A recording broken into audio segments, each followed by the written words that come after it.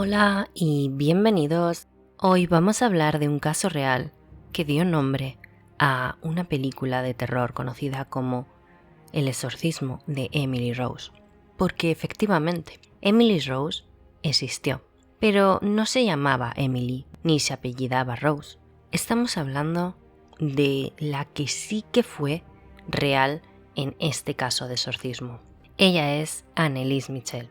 Vamos a escuchar en este programa alguna de las grabaciones reales del exorcismo de esta chica. ¿Qué hay de cierto en la película? ¿Qué hay de cierto en su historia? Vamos con ello.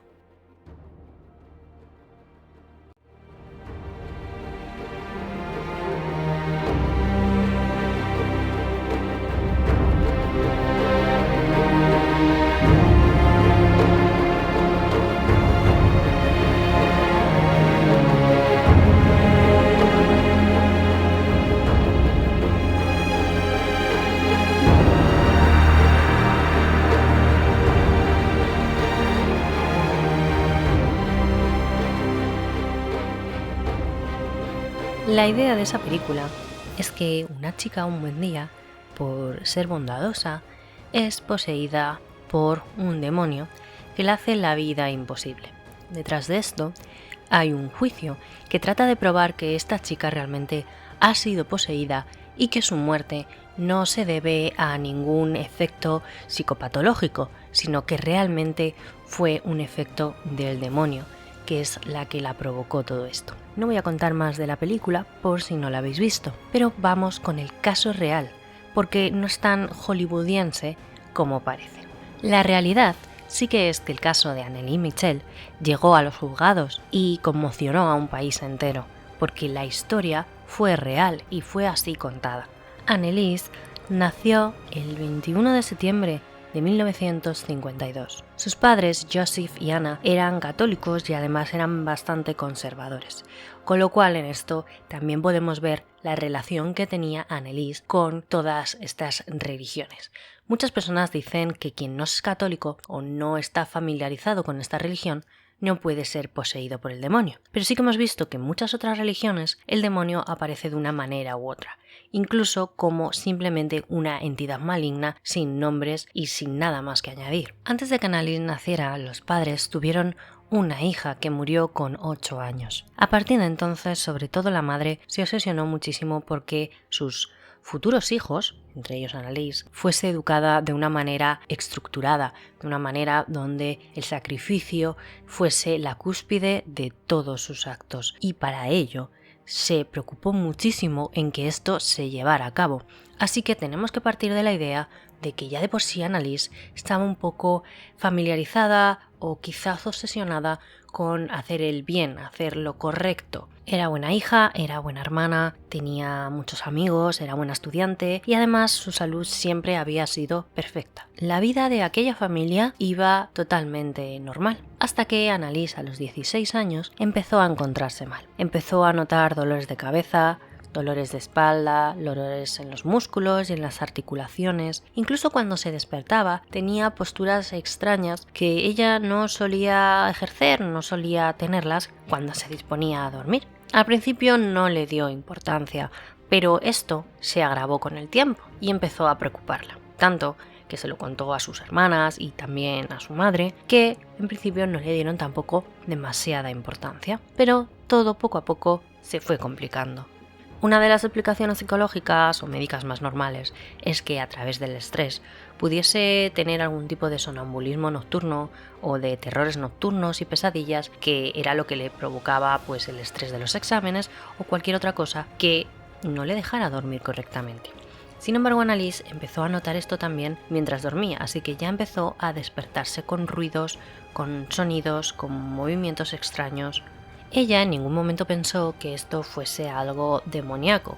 Una de las explicaciones también pueden ser movimientos involuntarios de brazos y piernas que a muchas personas les sucede durante la noche, incluso el síndrome de piernas inquietas, que es que por la noche no puedes evitar hacer gestos o movimientos, sobre todo con las piernas, y no paras quieta, y esto provoca muchas pesadillas, provoca que la mayoría de la gente no pueda dormir en toda la noche y tenga que medicarse para poder conciliar el sueño. Así que en principio Anneliese le seguía sin dar importancia, pero todo cambiaría. Anneliese pidió a sus padres poder acudir al psiquiatra, así que ellos le llevaron al centro psiquiátrico de la ciudad y la determinaron que más que estrés lo que tenía era epilepsia. Así que la epilepsia es una enfermedad que hay que tratarse con mucho tiempo, que no sirve con unas pastillas simplemente, y hay que tener una terapia constante, al menos sobre todo al principio.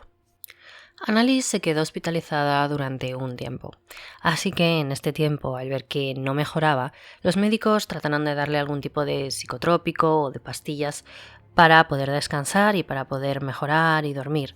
Sin embargo, esto lo único que hizo es que agravara la situación de Anneliese. Comenzó entonces a ver de vez en cuando, sobre todo por la noche o cuando rezaba, siluetas, sombras, caras y sobre todo a escuchar voces dentro de ella que la decían muchas cosas, entre ellas insultándola, amenazándola o incluso queriendo que se suicidara. Anneliese entonces llegó a la conclusión de que quizás no era epilepsia lo que ella tenía, sino que los demonios trataban de acosarla, que estaba siendo poseída por estos, quizás por su gran fe cristiana. Los médicos, por supuesto, no la creyeron, así que empezaron a pensar que más que epilepsia tenía algún tipo de esquizofrenia.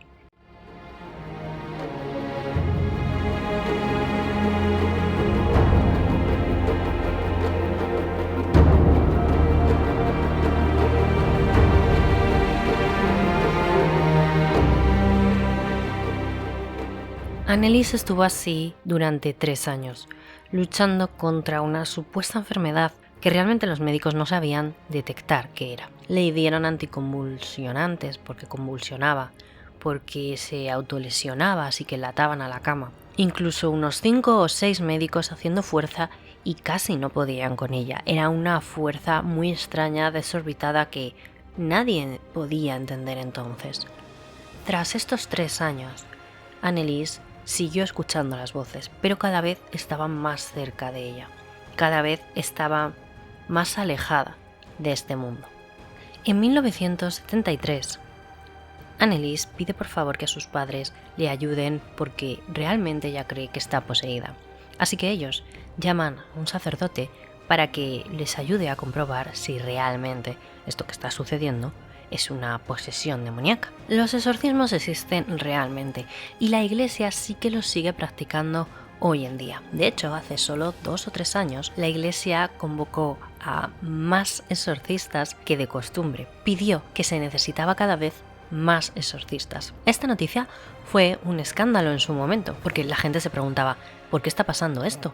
¿Por qué ahora se necesitan muchos más exorcistas? Así que esto es real, esto existe y de hecho se sigue practicando. Para conseguir que hagan un exorcismo a alguien, hay que pedir un permiso al obispado, mira tu caso, lo estudia y entonces te concede si es precavido hacer o no hacer este exorcismo. Ellos también tienen que saber de psicología y de psicopatía, de psiquiatría, para poder determinar lógicamente si esta persona está pasando simplemente por una enfermedad mental o es realmente algo sobrenatural. El caso de Anneliese fue estudiado en su momento y la diócesis decidió que no era un exorcismo, que no había que hacer esto porque realmente ella lo que sufría era una enfermedad, ya que no hablaba diferentes idiomas, no había ningún poltergeist a su alrededor, no tenía telequinesia o telepatía, como suele sucederse en los casos más graves de exorcismo. Así que esto no ayudó en el momento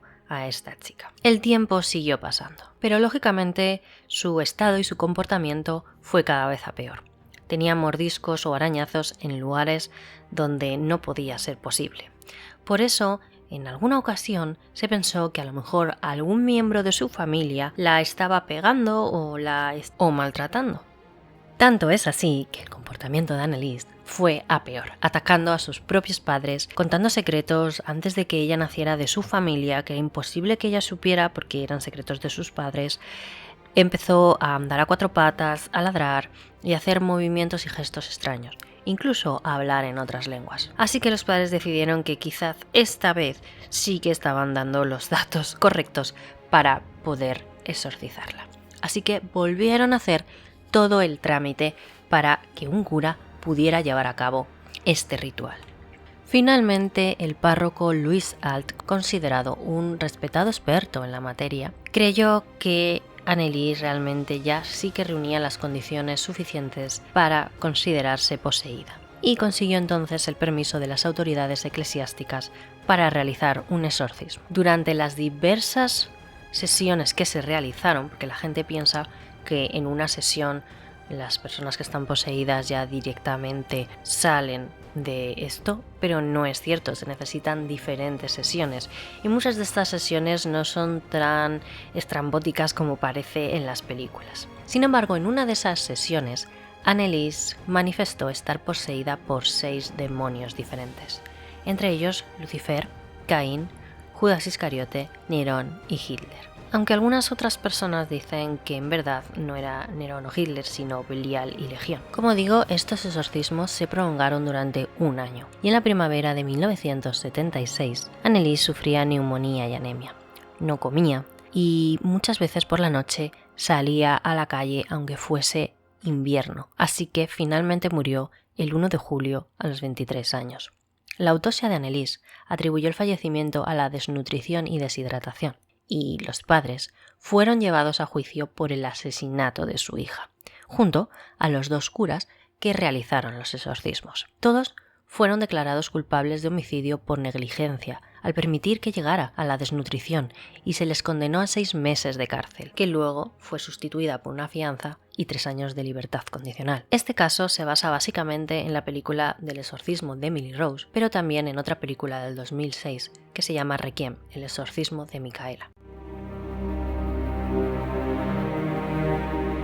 Y ahora vamos a escuchar algunas de las partes del exorcismo real de Anneliese Michel.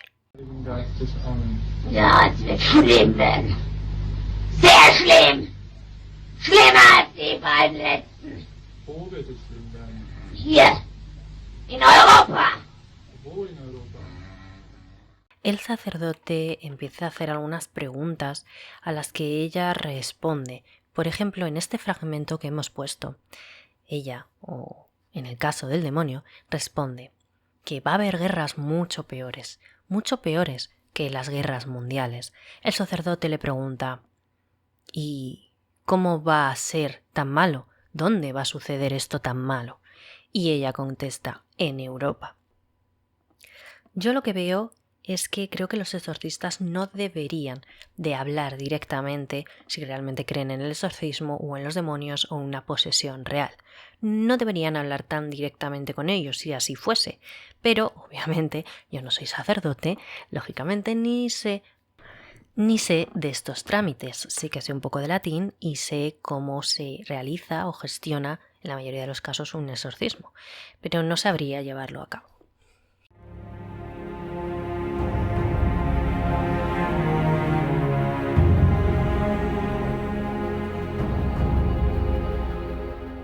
Son muchos los sacerdotes que hablan de los exorcismos. Por ejemplo, el muy conocido Padre Amort, que murió hace poco, que era uno de los más expertos exorcistas del mundo.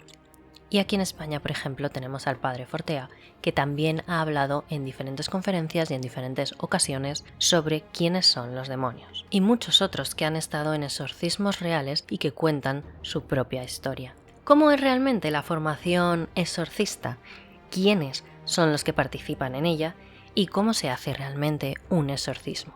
Ahora mismo hay unos 250 sacerdotes procedentes de unos 50 países del mundo en Roma, donde identifican una posesión demoníaca y conocen los rituales para expulsar a esos demonios, entre otras cuestiones. El curso o el seminario, como realmente se llama, tiene el nombre de Exorcismo y Oración de Liberación. Se comienza a impartir en el Vaticano en el 2005 porque hasta entonces se hacía de otra manera. Quizás no se necesitaba este tipo de preparación, pero es cierto que desde entonces ha duplicado la cifra anual de asistentes. aparentemente también por el crecimiento de la demanda mundial de este tipo de práctica. En Italia, por ejemplo, se estima que 500.000 de personas buscan sesiones de exorcismo cada año. Algunas diócesis, como las de Sicilia y las de Chicago, han llegado incluso a desarrollar sus propios cursos para responder a la demanda creciente. Por ejemplo, el sacerdote estadounidense Gary Thomas, que practica exorcismos desde hace 12 años, afirma que a medida que la sociedad pasó a confiar más en las ciencias sociales, se redujo el número de iglesias que tenían exorcistas. Al mismo tiempo, la popularización de la brujería, del tarot y de todas estas artes malignas incrementa la necesidad de sacerdotes capaces de realizar esta práctica. Quizás se abren portales que no se saben cerrar. Como os digo, la Iglesia también cuenta con médicos, psicólogos y psiquiatras para determinar si una persona realmente está poseída. Incluso el curso del Vaticano incluye elementos de teología, de antropología y de psicología, como os digo. El temario abarca asuntos como la brujería en África, cómo diferenciar entre posesión demoníaca y enfermedad mental, así como una guía paso a paso para expulsar a los demonios. Incluso se abordan las nuevas tecnologías. Uno de los instructores del seminario explicó cómo cuando no puede acudir en persona a realizar un exorcismo, la llaman por teléfono para que lea las oraciones correspondientes en latín para ayudar a expulsar a los demonios. Así que me diréis, ¿cualquier persona podría hacer un exorcismo? En principio, no, tendría que hacerlo un sacerdote. Pero la mejor forma sería una persona que no tuviera ningún tipo de pecado o sus pecados fueran perdonados, una persona que fuera bondadosa, que fuera multidisciplinaria de la situación, que tuviera una visión completa, que creyera realmente en la ejecución de estos exorcismos y que quizás pueda llevar a cabo este ritual, aunque lógicamente no les autoriza expulsar a los demonios. Esa tarea estaría reservada para los clérigos. En el caso del sacerdote Gabriel Amort, que probablemente es el exorcista más famoso del mundo, falleció por una afección pulmonar a los 91 años de edad en Roma. A lo largo de un periodo de 30 años realizó unos 70.000 exorcismos, según informó la Agencia Católica de Noticias. Realmente esa cifra no quiere decir que hubiera atendido a 70.000 personas, pues según decía Amort, una misma persona podía necesitar decenas de sesiones para ser liberada de sus demonios. Amort nació en 1925 y se unió a la Sociedad de San Pablo en 1947 y se ordenó como sacerdote en 1951. Unos años después, en 1985, fue nombrado exorcista de la diócesis de Roma por el cardenal Ugo Poletti. Fundó en los años 90 la Asociación Internacional de Exorcistas y además publicó numerosos libros sobre la materia. En toda su carrera, Amont dio diferentes declaraciones donde explicaba paso a paso un exorcismo, incluso aquellas cosas extrañas que había encontrado, como por ejemplo un clavo o vomitar una especie de petróleo de las personas. Todo esto lo había visto. Así que vamos a escuchar algunas declaraciones de Amort.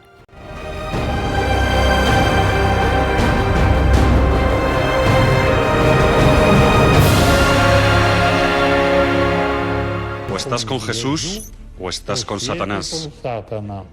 O estás conmigo o estás con Satanás. No existe una vía intermedia. Satanás ataca el Vaticano, que es la roca dura contra él. Satanás ataca a todo. Tienta con mucha fuerza a las personas que tienen mucho poder. Durante el exorcismo uno ve tantas cosas sobrenaturales porque el demonio es inteligentísimo. Por ejemplo, convertir una casa en inhabitable, escupir objetos, clavos grandes. Uno que me escupía siempre, lo frenaba a tiempo.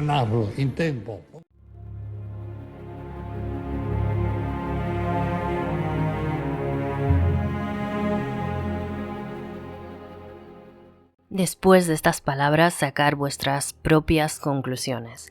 ¿Existe realmente el demonio? Nos vemos en el próximo programa de Cartas en la Oscuridad. Hasta pronto. Que sepáis que también podéis dejarme en los comentarios si queréis que hable de algún tema que os interesa, y también tenéis todas las direcciones donde podéis buscarme, seguirme y escribirme. Un saludo.